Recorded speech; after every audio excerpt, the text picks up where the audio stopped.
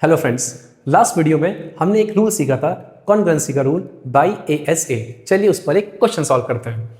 मैंने एक figure draw की है, जस्ट ऑब्जर्व द फिगर। ठीक है, अब मुझे प्रूव करना है BM इक्वल्स टू CN।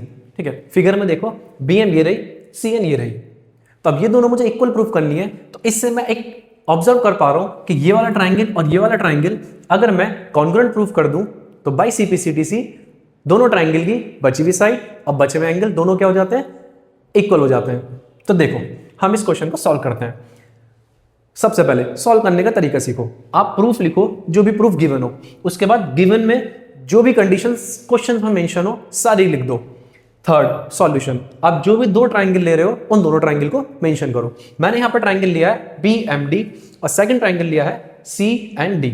अब देखो आप बहुत अच्छे से ऑब्जर्व कर पा रहे हो कि ये वाला एंगल इस वाला एंगल के इक्वल है, दैट इज 90 डिग्री। अगर मैं लिखता हूं तो angle BMD is equal to angle DMC, और जो कि मुझे ऑलरेडी क्वेश्चन में गिवन भी था, तो हम रीजन में लिख देंगे गिवन।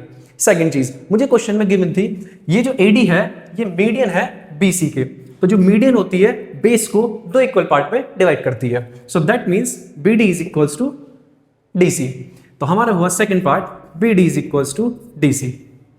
थर्ड, अगर मैं कंडीशन देखूं कि दोनों लाइन आपस में, देखो ये दो लाइन जब आपस में ऐसे वर्टिकली क्रॉस करती हैं, दो लाइन जब आपस में ऐसे वर्टिकली क्रॉस करती हैं तो इनके बीच में एक एंगल बन जाता है, वर्टिकली अपोजिट एंगल जिसको हम बोलते हैं। तो that means angle BDM is equals to angle NDC, vertically opposite angle.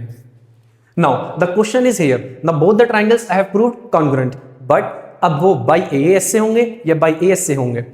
देखो AS के लिए क्या है, दो इक्वल एंगल, उनके बीच की साइड इक्वल होनी चाहिए। अगर मैं इस फिगर में देखूं, एक एंगल मेरा ये रहा, एक एंगल मेरा ये रहा, तो पर मेरी साइड DM की तो बात ही नहीं हो रही, यहां पे साइड किसकी बात हो रही है, BD और DC की। सो दैट मींस मेरे दोनों ट्राइंगल कॉन्ग्रुएंट तो हैं, बट बाई AAS।